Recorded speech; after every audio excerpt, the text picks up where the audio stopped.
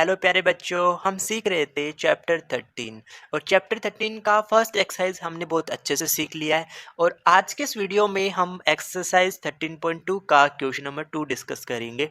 Important question है। सबसे पहले हम क्वेश्चन को रीड करेंगे, फिर क्वेश्चन जैसा कह रहा है वैसा अपन डायग्राम बनाएंगे, उसके बाद अपन इसका हल बनाएंगे। तो चलो अपन स्टार्ट करते हैं, क्वेश्चन रीड करते हैं। सबसे पहले क्या कह रहा है, एक इंजीनियरिंग के विद्यार्थी रचेल से एक पतली एल्यूमिनियम की सीट का प्रयोग करते हुए एक मॉडल बनाने को कहा गया जो एक बेलन के आकार का हो, जिसके दोनों सिरों पर दो शंकु जुड़े हो। देखो, दोनों सिरों पे दो शंकु जुड़े हैं और बीच में क्या है, बेलन है। तो इस टाइप का मैंने यहाँ पे स्केच बना रखा है, इसको मैं ओवरराइट कर रहा हूँ जिससे आपको समझ में आ जाए कि आप डायग्राम कैसे बनाएंगे। तो सबसे पहले हमें क्या करना है, एक सिलेंडर बनाना है।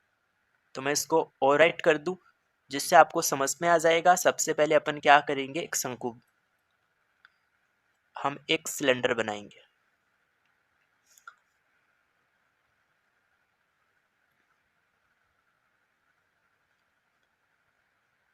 तो ये हमने क्या बना लिया, एक बेलन सिलेंडर बना लिया। फिर क्या कह रहा था कि इसके दोनों सिरों पर एक क्या है, इस तरफ भी हमारे पास एक शंकु बना है और नीचे की तरफ भी एक शंकु बना है। तो जैसा कि मैंने यहाँ पे स्केच बना रखा है, इसको भी मैं ओवरराइट कर देता हूँ। इस टाइप से इस साइड भी हमारे पास क्या बना हुआ है, एक शंकु बना हुआ है और सेम इस तरफ भी हमारे पास एक शंकु बना हुआ है। ओके, तो आपको इतना समझ में आ गया। अब आगे क्वेश्चन और रीड करो। क्या कह रहा है, इस मॉडल का व्यास 3 सेंटीमीटर है। तो देखो, जहां सर्कल है वहां पे हमारे पास क्या होगा, व्यास होगा। तो क्लियर सी हमें पता चल रहा है कि यहां से लेके यहां तक का जो डिस्टेंस है वो हमें, यानी व्यास कितना दे रखा है, डी दे रखा हमें 3 सेंटीमीटर।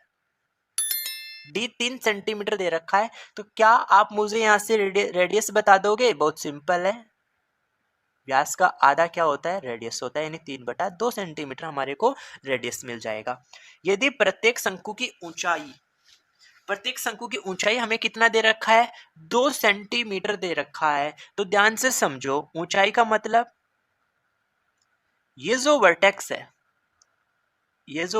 है, यहां से लेके इस शंकु के आधार तक की दूरी हमें कितने दे रखी है, ऊंचाई जिसको अपन कहते हैं 2 सेंटीमीटर दे रखा है। और 2 सेंटीमीटर ही कहाँ हो जाएगी, नीचे वाले शंकु। देखो, दोनों शंकु एक जैसे हैं, ऊपर और नीचे दोनों शंकु एक जैसे हैं। तो यहाँ पे भी हमारे पास कितना होगा, 2 सेंटीमीटर। ऊपर भी इसका हाइट कितना आ जाएगा, 2 सेंटीमीटर आ जाएगा।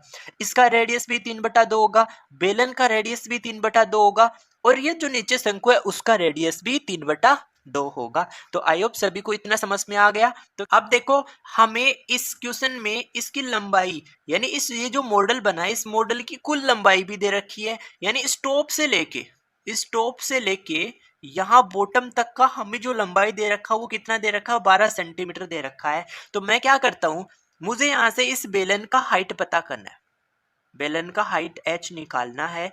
तो आप मुझे बता सकते हो बेलन का हाइट कैसे पता करोगे? सिंपल है कि यहां से लेके, टॉप से लेके इस मॉडल के बॉटम तक की लंबाई कितनी है, 12 सेंटीमीटर है। तो उसमें से हम इस शंकु की हाइट माइनस कर देंगे और इस शंकु की हाइट माइनस कर देंगे। तो 2 + 2 4 माइनस कर देंगे। तो 12 में से आप 4 माइनस करोगे तो 8 सेंटीमीटर हमें किसका हाइट मिल जाएगा, बेलन का ऊंचाई मिल जाएगा।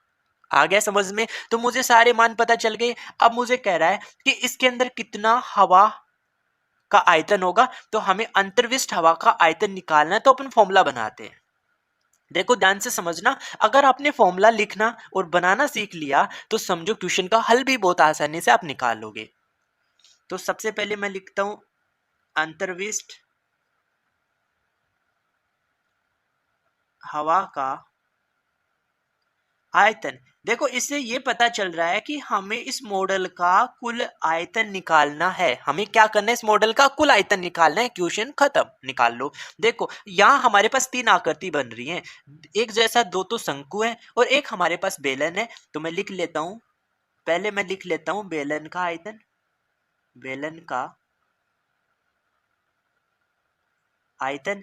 फिर इसमें मैं प्लस कर दूंगा, कितना प्लस करूंगा, 2 इंटू शंकु का आयतन, दुगना मैं इसलिए कर दूंगा क्योंकि हमारे पास यहाँ पे कितने शंकु हैं, 2 शंकु हैं, तो 2 इंटू शंकु का आयतन, एक शंकु का आयतन होगा उसका अपन क्या कर देंगे, दुगना कर देंगे, तो हमें इस पूरे मॉडल का आयतन मिल जाएगा।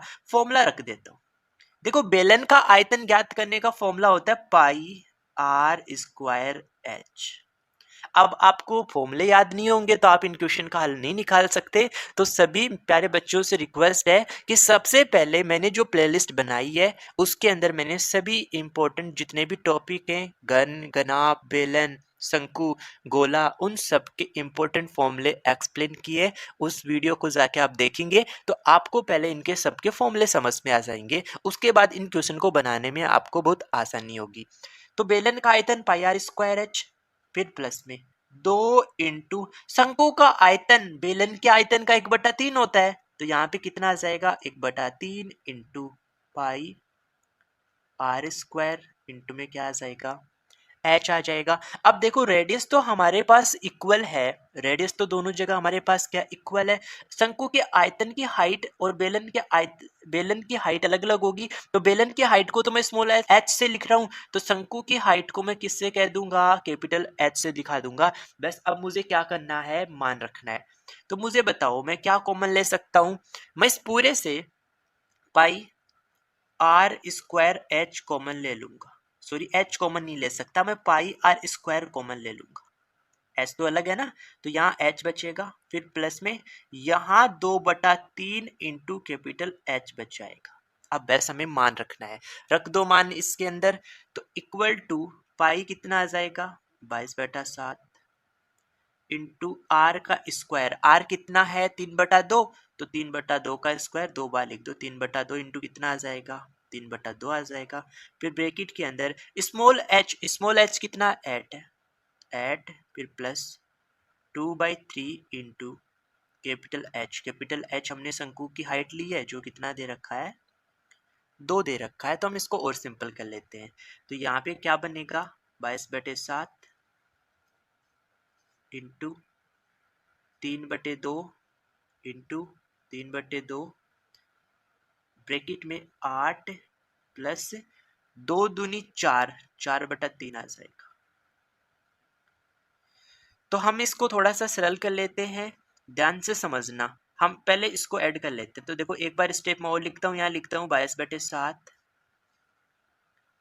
इंटू 3/2 इंटू 3/2 इंटू, आप यहाँ एलसीएम लोगे तो 3 तो एलसीएम आ जाएगा, 8 को 3 से गुना करोगे तो 8 3 24 प्लस 4 कितना आ जाएगा, 28 आ जाएगा।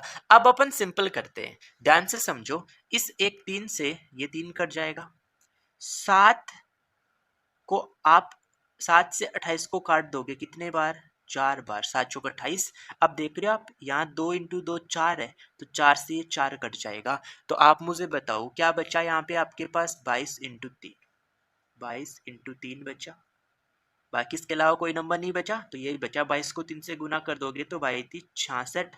हमें आयतन निकालना था, तो क्यूब, और सब कुछ सेंटीमीटर में था, तो क्यूब सेंटीमीटर, घन सेंटीमीटर हमारे इस क्वेश्चन का आंसर आ गया।